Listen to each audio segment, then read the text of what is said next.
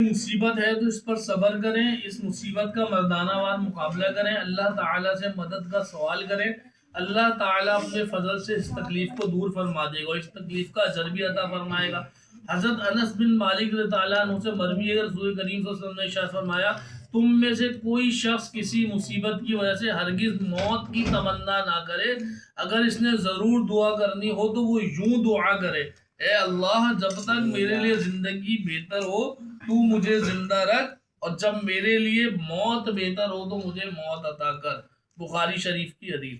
موت کی طلب میں مومن کے لیے کوئی خیر نہیں، اس لیے کہ اگر مومن زندہ ہوگا تو نیکی کرنے کی توفیق ہوگی، اور گناہ گار ہوگا تو توبہ کر سکے گا، اگر اس کی توبہ اس کے گناہوں کی بخشش کا وسیلہ بن جائے گی۔ حضرت ابو ہریرہ سے روایت، رسول کریم صلی اللہ علیہ وسلم نے ارشاد فرمایا، تم میں سے کوئی شخص موت کی تمنا نہ کرے، اگر وہ نیک شخص ہے تو ہو سکتا ہے وہ زیادہ نیکیاں کرے، اور اگر بدکار ہے تو ہو سکتا ہے وہ توبہ بھی کر لے۔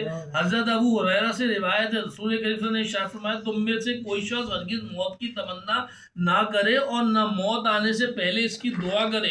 جب تم میں سے کوئی شخص مر جاتا ہے تو اس کا عمل کا سلسلہ منقطع ہو جاتا ہے، اور زندگی کا مومن عمل منقطع ہو جاتا ہے، اور زندگی مومن میں صرف نیکیوں کو زیادہ کرتی ہے۔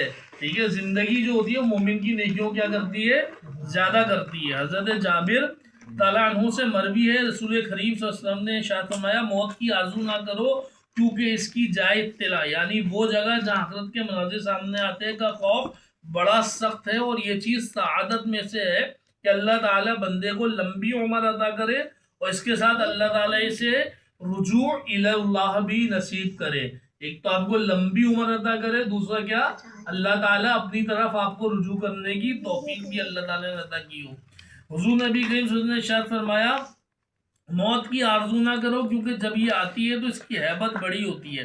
اگر بندہ مومن جنتی ہے تو دنیا کی زندگی اس کے لیے مزید نیکیاں حاصل کرنے کا وسیلہ بنے گی، لیکن اگر بندہ مومن گناہگار ہے اور جہنم کا مستحق ہے، اس کا جلدی مرنا اسے جلدی جہنم میں پہنچا دے گا۔ اس لیے موت کی طلب کرنا نہ اہل جنت کے لیے بہتر ہے اور نہ ہی اہل جہنم کے لیے بہتر ہوگا۔ حضرت ابو امامہ تعالیٰ عنہ سے مروی ہے کہ رسول اللہ صلی اللہ علیہ وسلم کے پاس ہم لوگ بیٹھے ہوئے تھے تو ہمیں آپ صلی اللہ علیہ وسلم نے آخرت کی یاد دلائی اور ہمارے دلوں کو نرم کر دیا۔ حضرت سعد بن ابی وقاص رو پڑے اور بہت روئے کہ کاش میں مر چکا ہوتا۔ اس پر حضور نبی کریم صلی اللہ علیہ وسلم نے ارشاد فرمایا، اے سعد تو میرے سامنے موت کی آرزو کر رہا ہے؟ حضرت نے اس بات کا 3 بار تکرار فرمایا، اور پھر ارشاد فرمایا، اے سعد اگر تو جنت کے لیے پیدا کیا گیا ہے تو تیری عمر